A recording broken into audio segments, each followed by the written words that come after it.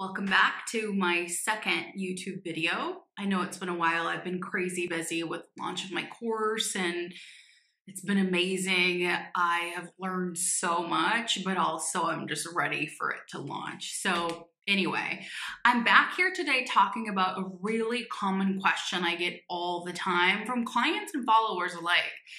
And the question is, do you need a lot of followers on Instagram or Poshmark or eBay to make a lot of sales?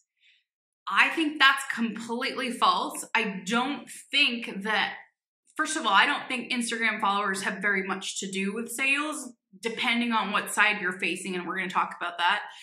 And then as far as Poshmark, so here's my take as a consumer, right? I'm always sourcing for the store, but I also shop and buy most of my items on Poshmark for myself, unless it's from Amazon, which Marco hates, but we'll talk about it. So here's the problem, okay?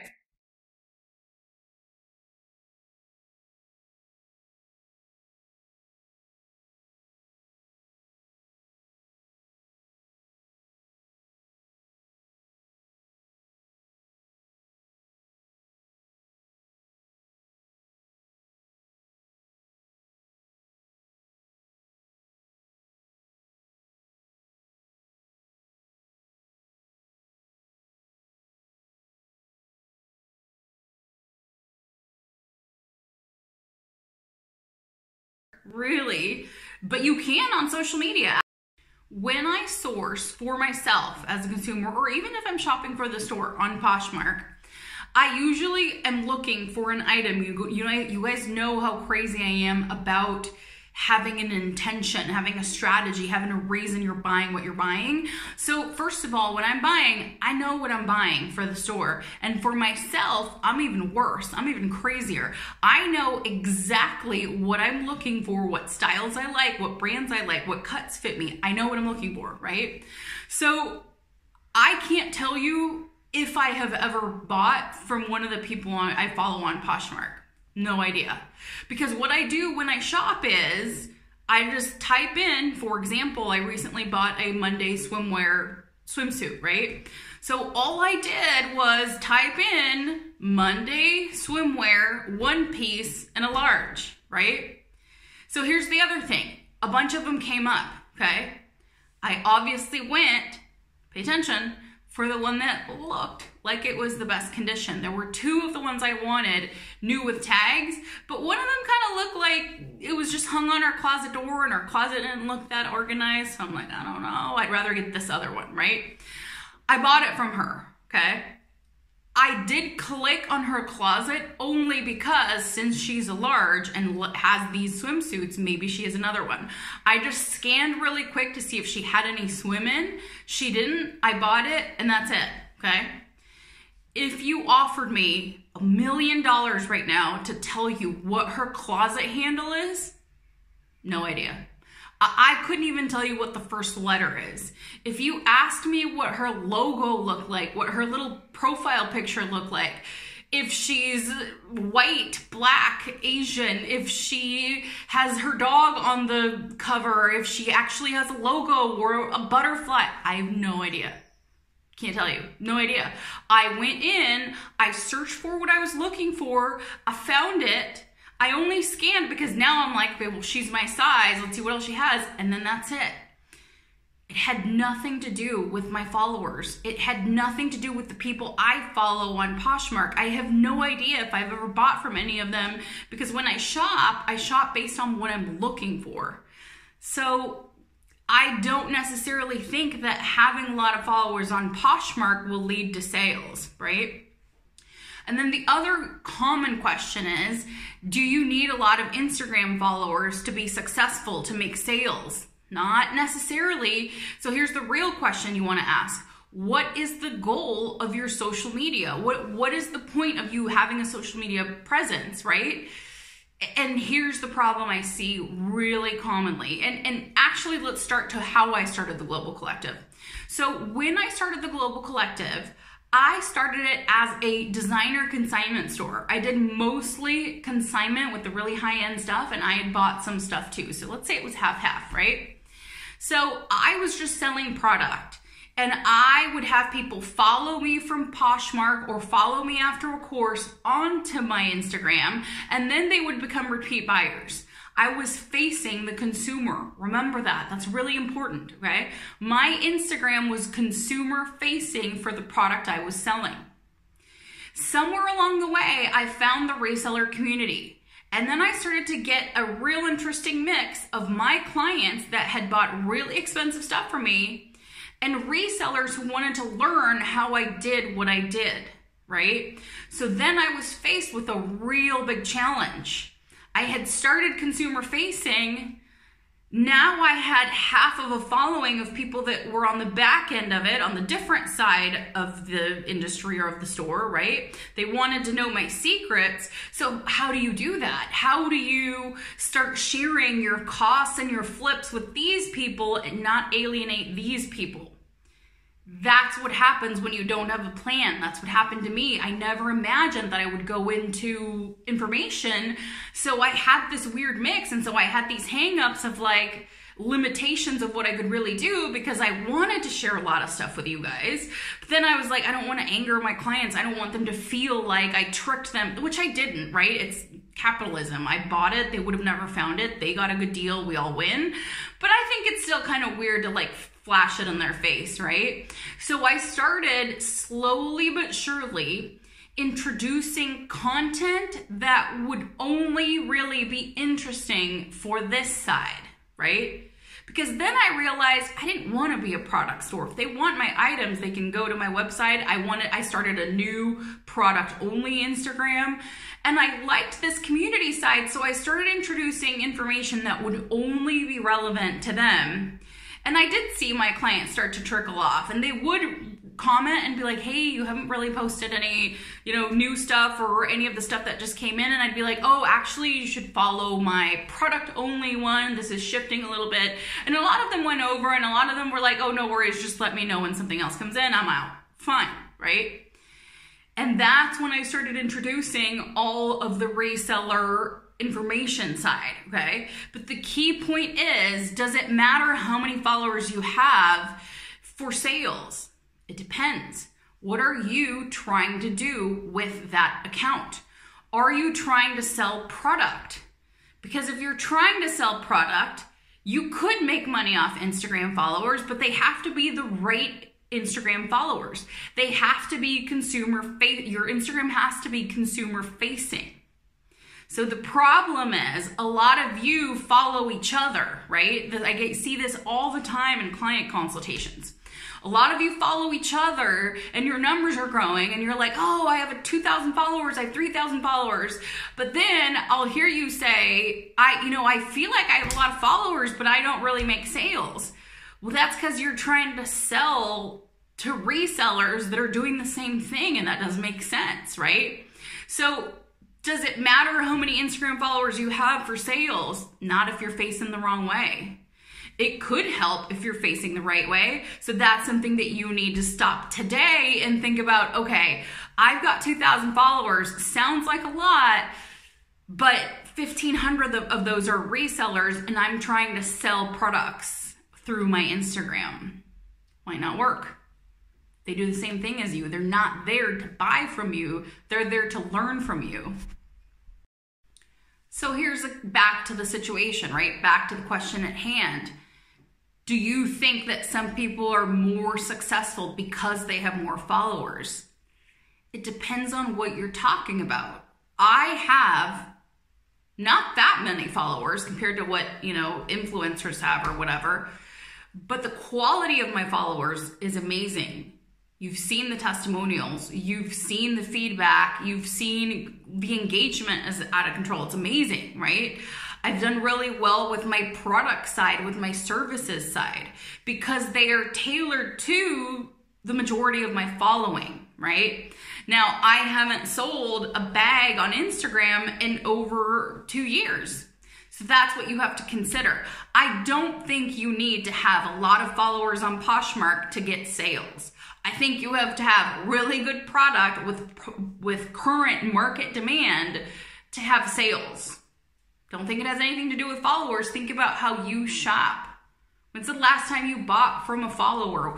Can you tell me what the last person you bought something from for yourself, what their handle was, what their icon is, what the picture of them looks like, what color hair they have? It doesn't matter. People are looking to consume a certain product. They're going to find it and they're going to buy it if the price is right, the condition is right, if it's what they're looking for, okay? Now, can you monetize a following? Not on Poshmark, really, but you can on social media, absolutely. You just have to sit down today and remember a few things. Number one, it's not just fun. It's actually a lot of work. It's a lot of work, and I wouldn't say physical work. I'm like shoveling and getting tired, right? But it is draining. It's mentally draining. You have to sit there, you have to be creative. You have to make sure that you engage the consumer and then you give them valuable information, because if you just post random stuff, nobody's gonna follow you. If you repost other people's stuff, it's not original. What you post has to be creative. It has to grab their attention. It has to be intentional. It has to be valuable. It has to be in your voice. So it's a part-time job, at least. Right? So if you do want to grow your following, I suggest you start here. Number one, what pays your bills? Because if it is reselling, I suggest that you focus 100% of your efforts to getting your business to where you need it to be. Have it be top line, running smoothly like a Swiss watch, right? It's gotta be organized, structured. You have to have a nice, comfy cash flow. You've gotta have decent products. You've gotta make sure that you've got great, strong products with market demand. Take care of that stuff first. That's what's paying your bills. That needs to run like a well-oiled money machine, and then you start building on top of that.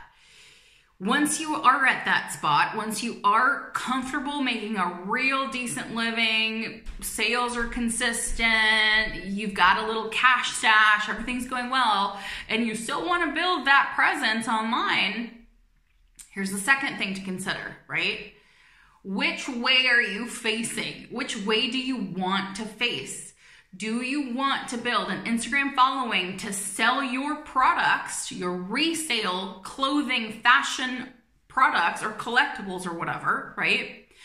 Or are you going to face the industry side, the reseller side? Are you there to teach people? Are you there to share knowledge? Are you there to share information? Are you there to brainstorm? Two completely different worlds, okay? So choose which one you want to be a part of. If you want to be a part of the product-facing, consumer-facing side, and you've got 2,000 followers, but 1,500 of them are resellers, that's nice that they support you, but they're not going to translate into cash or sales, right? So what you want to do is start brainstorming, grab a little paper and start writing what ideas, what concepts, what posts, what images consumers would react to, right? So then you've got to do research. You've got to do research on hashtags. You've got to go on your explore page and figure out what pops up that's consumer facing. It's in that top recommended section for a reason. Go look at their content, go look at their likes, go look at what gets the most likes, write down their hashtags. That's where you start your ideation of the consumer-facing Instagram. If you want to do the reseller, the industry side, that's great. But then you've got 1,500 followers that, 2,000 and 1,500 of them are customers. Then you're going to need to pivot over. You're going to have to go look at content from people like me, people like all these bigger resellers and stuff. What are they posting? What posts get bigger attention, right? What do you have to offer? What would set you apart from everyone else? And everyone has something. Everyone has their own special qualities or voice or presence or delivery or knowledge or background. Don't go imitate someone else. Go figure out how you could do what that person's doing in your voice, with your knowledge, with your background, right? And start there. Start the idea process. Start writing down, if you want to face the reseller side, what do you need to grow that account, and what is the goal? Because on this side, the goal is pretty clear. You're facing the consumers because you want them to buy your product. On the reseller side, what's the point? What are you here to do? And if you're just here to learn, then don't worry about growing the account. It'll grow organically with your friends and the people you meet, and you'll have like a nice community and all that stuff, right? If you want to share knowledge, if you're this amazing person with vintage or collectibles or whatever, you've got something really special that you want to share, you've got to start mapping it out, right? And that would turn into, so more followers would turn into more sales. On this side, more followers would turn into more sales, right? You just have to make sure that you're facing the right way. It doesn't matter for your Poshmark, eBay, all that sales if you have a ton of followers. It matters if on the social media side, as long as you have the right followers. And then I would introduce this other idea, right? You can't just go on social media, repeat what other people are doing, or just kind of post unintentionally and expect people to give you their money. It doesn't work that way. You have to have something to offer. And what I would encourage you to do is, instead of thinking of like, how can I make money off this side or this side, ask yourself, how can I add value to this side or this side? The money will follow. Do it because you believe in what you have to offer. Do it because you believe that you have something to share that will help other people. On this side, do it because you believe you have amazing product and you can offer people crazy deals in trying times like right now, right? But give it your own twist. Don't go copy someone else's posts or ideas or whatever. So this is my TED Talk, right? The whole point is, I do have a lot of clients saying, well, I don't really have a big following, or I feel like if I had more followers, I would do better. Not necessarily. It just depends. It depends what you're trying to do with these followers. It depends what you're trying to build. Same thing with branding, and I'll do a whole other video about that. But they come in, right? I talk to these clients. They send me their numbers. The business is in shaky conditions, right? And then one of their goals is, and I want to do a social media following, and I want to build a social media following, and I want to build a brand, and I want to get a logo and this and that. And it's like, in order of importance, I would fix this first because this pays for everything. The cool thing is, if you can get your business to run smoothly with a decent cash flow, decent money coming in and out, you can actually use this little money machine to fund all your other stuff. You can pay someone to make your logo. You can pay someone to help you come up with ideas on what to do. So that's the key, right? It's like the chicken before the egg or whatever. No, there is a clear order here. Your business needs to work first. The money's got to come in. You've got to make sure that side is flawless, or as flawless as it can be, and then move on to the branding. Do you need branding to make sales? I don't know. Not necessarily on Poshmark, because here's the thing. Again, back to my shopping. I cannot tell you anyone that I have shopped from, not their handle, not the first letter of their handle, not what they look like, nothing, right? So, and I shop a lot, right? And then there are the little sales that will happen within the community. Like last year, I bought like 3 or 4 dresses when I was going to the beach from the community, which were amazing. Thank you guys. If you guys have any fancy, nice, like beachy caftan kind of stuff, you know me though, all neutral colors, please let me know. But the point is, those are small little trickled sales here and there, right? I just want you to figure out, first of all, figure out your business. That is what pays your bills. If your business is not in order, forget about social media, forget about branding, forget about it all, okay? Once you have that element, once it's running, once it's going, then start exploring. But explore. Don't just post for the sake of posting. Don't feel sad if you're not growing followers. Be intentional. Make sure that the right people are there, okay? And then I just want to finish this off by saying thank you. This was filmed a little bit before because I knew that the week of the launch, I would not have a second to breathe. But for anyone that did sign up, amazing. I'm so happy to finally share this thing with you that's been in the works since 2020. And I told you about this in my stories. I felt a little bit like, quitter, you said you'd do it and you never did it, la la la. But at the same time, life had its plans and I had to do those consultations before I made that course. If I would have done the course before the consultations, it would have been bad. It would not have been what it is now because I needed all of those people to let me dig through their businesses. I needed to see a large sample, 275 people's different unique businesses selling completely different things at completely different profits and prices, and to find those common denominators. They were all so different, but they were all having the same challenges. And so again, thank you to my clients who let me dig around and find that stuff and help more people. For anyone that is still on the fence about the course, I'll tell you all day long, it's amazing. I put everything I have in there. If you want to know exactly, and this is not clickbait, if you want to know exactly how I run the Global Collective from A to Z, including exactly how I source every single thing in the store, it's all in there, okay? It's all in there because there's enough for everyone to go around. I don't think anyone's gonna come after exactly what I'm doing. Everyone's at different points with different profits, different capital, different goals.